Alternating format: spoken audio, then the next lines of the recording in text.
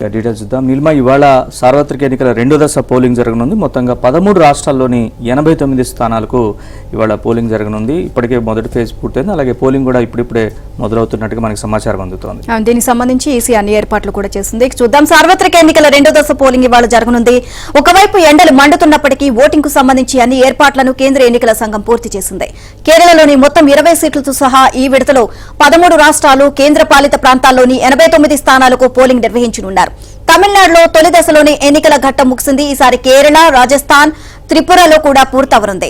Karnataka 14, Rajasthan 13, UP, Maharashtra 8, Madhya Pradesh 7, Assam, Bihar 5, Chhattisgarh, పశ్చిమ బెంగాల్ 3 స్థానాలకు, మణిపూర్, త్రిపుర, జమ్మూ కాశ్మీర్లలోని ఒక్కో సీటుకు మలి దశలో ఎన్నికలు జరగనున్నాయి.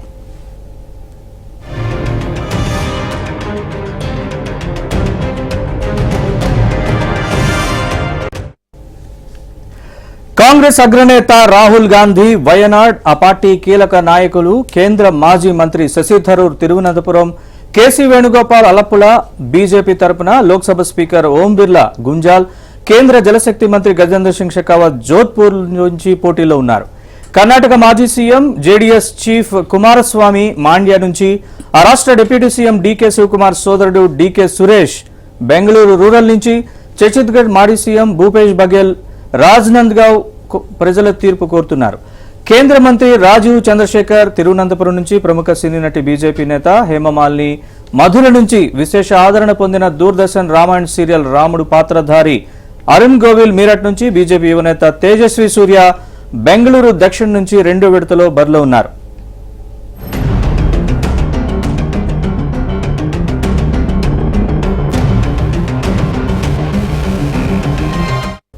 $34.80 లక్షల మంది కొత్త వారితో సహా 15.88 కోట్ల మంది తమ ఓటు హక్కును వినియోగించుకోనున్నారు.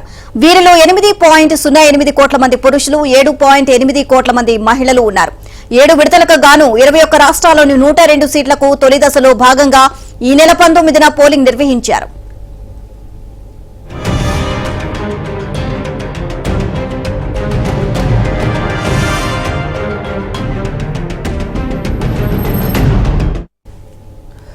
రాహుల్ గాంధీతో పాటు అసెంబ్లీ, లోక్సభ బరిలో ఓటమి ఎరుగని కేసీ వేణుగోపాల్, 4వ గెలుపును ఆశిస్తున్న శశి థరూర్ వంటి వారి పోటీతో మలి విడతలో కళ్లన్నీ కేరళపైనే ఉన్నాయి.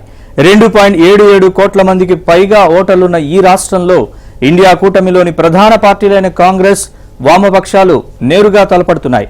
రెండో దశలో కూడా ఇండియా కూటమి నుంచి బీజేపీకి గట్టి పోటీ తప్పదని, ముఖ్యంగా కేరళ, కర్ణాటక, మహారాష్ట్రలో ఎన్నికలు జరిగే 42 స్థానాల్లో అత్యధిక స్థానాలు ఇండియా కూటమికే వస్తాయని విశ్లేషకులు పేర్కొంటున్నారు. బీహార్లోని కిషన్గంజ్, పూర్నియా, భాగల్పూర్, కతిహార్లో ఎన్డీఏకు గట్టి పోటీ నెలకొంది.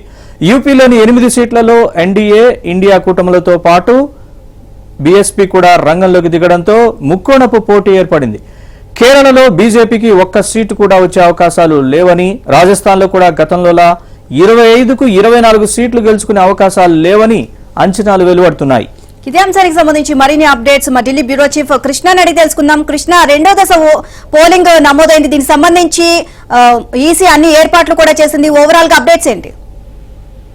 నీలిమ, సార్వత్రిక బరిలో రెండో దశ పోలింగ్ కు సర్వం సిద్ధమైందనే చెప్పొచ్చు. రెండో దశలో 13 రాష్ట్రాల్లోని 88 స్థానాల్లో ఈ రోజు ఉదయం 7 గంటల నుంచి పోలింగ్ నిర్వహించబోతున్నారు. సాయంత్రం 6 గంటల వరకు కూడా పోలింగ్ నిర్వహిస్తారు. 16 లక్షలకు పైగా సిబ్బందితో పోలింగ్ కు ఎన్నికల కమిషన్ అన్ని ఏర్పాట్లు పూర్తి చేసింది. నిజానికి 89 స్థానాల్లో పోలింగ్ జరగాల్సింది. కానీ మధ్యప్రదేశ్ లో ఉన్నటువంటి బైతూల్లో బీఎస్పీ అభ్యర్థి మరణించడంతో అక్కడ ఓటింగ్ కు మూడో దశలో పెట్టుకున్నారు. మే 7వ తేదీకి అక్కడ ఓటింగ్ వాయిదా వేశారు. ఈ రోజు కేరళలో ఉన్నటువంటి అన్ని స్థానాలు 20 స్థానాలకు ఒకే రోజు పోలింగ్ జరగబోతుంది.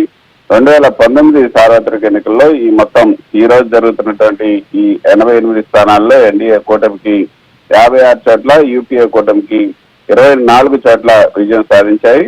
అయితే ఇప్పటికే తొలి దశలో 21 రాష్ట్రాలు, కేంద్రపాలిత ప్రాంతాల్లోని 102 స్థానాలకు ఏప్రిల్ 19వ తేదీన జరిగినటువంటి ఓటింగ్ లో కేవలం 65.5% మాత్రమే పోలింగ్ నమోదైంది. దీన్ని దృష్టిలో ఉంచుకుని ఎన్నికల కమిషన్ భారీగా ఏర్పాట్లు అయితే చేసింది.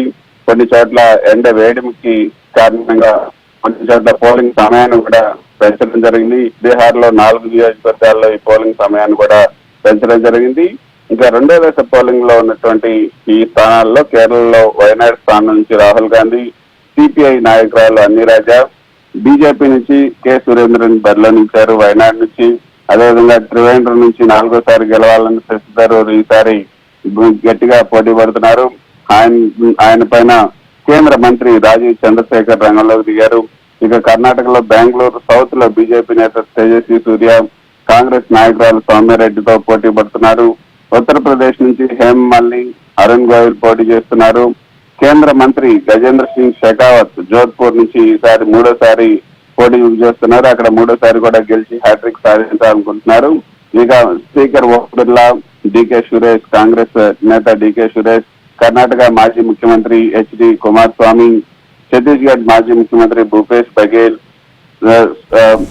బీజేపీ నేత సుకాంత మజుందార్, రాజేష్ రంజన్ అలియాస్ పప్పు యాదవ్, వైభవ్ గెహ్లాట్ వీళ్ళందరూ కూడా ఈసారి రంగంలో ఉన్నారు. మన్సూర్ అలీ ఖాన్, కైలాష్ చౌదరి ఈసారి తమ అదృష్టాన్ని పరీక్షించబోతున్నారు. కేరళలో 20 సీట్లకు గాను ఓడిపోయినటువంటి ఏకైక అలపులా సీట్ ని ఈసారి ఎలాగైనా గెలవాలని ఏఐసిసి ప్రధాన కార్యదర్శి కేసీ వేణుగోపాల్ కాంగ్రెస్ అక్కడ బరిలో దింపింది. కేరళలో ఎలాగైనా బోని కొట్టాలని బీజేపీ ఈసారి శతవిధాల ప్రయత్నాలు చేస్తుంది. అందుకే తొలి దశ ఎన్నికలు పూర్తయ్యాక మొత్తం కొత్తగా కాంగ్రెస్ పైన కొత్త విమర్శలకు పదును పెట్టింది. ఓబీసీలకు కేటాయించిన కోటాలోని ముస్లింలకు రిజర్వేషన్ కల్పిస్తూ వారిపైన కాంగ్రెస్ అతి ప్రేమ చూపిస్తున్నట్టు కూడా మోదీ చేసినటువంటి తీవ్ర విమర్శలు కేరళలో బాగా వేసేందుకు పనికొస్తాయన్న చర్చ అయితే ప్రస్తుతం నెలకొనుంది. ముస్లింలను చొరబాటుదారులంటూ హిందూ మహిళల మంగళసూత్రాలు బంగారం లాగేసుకుని ముస్లింలకు పంచుతుందంటూ మోడీ ప్రసంగాలు ఈ ఎన్నికల్లో ఏ విధంగా ప్రభావితం చేస్తాయో చూడాల్సింది. అయితే మొత్తం రెండో దశలో ఉన్నటువంటి 88 స్థానాల్లో జనరల్ స్థానాలు 73 ఉన్నాయి, ఎస్సీ స్థానాలు 6 ఉన్నాయి, ఎస్సీ స్థానాలు అయితే 9 ఉన్నాయి. మొత్తం 1202 మంది అభ్యర్థులు ఈ మొత్తం 88 స్థానాల్లో పోటీ చేస్తున్నారు. ఇందులో పురుషులు 1098 మంది, మహిళలు 102 మంది ఉన్నారు. అయితే మొత్తం ఓటర్లు 15.88 కోట్ల మంది. ఇందులో పురుషులు 8.08 కోట్లు, మహిళా ఓటర్లు అయితే 7.8 కోట్ల మంది ఉన్నారు.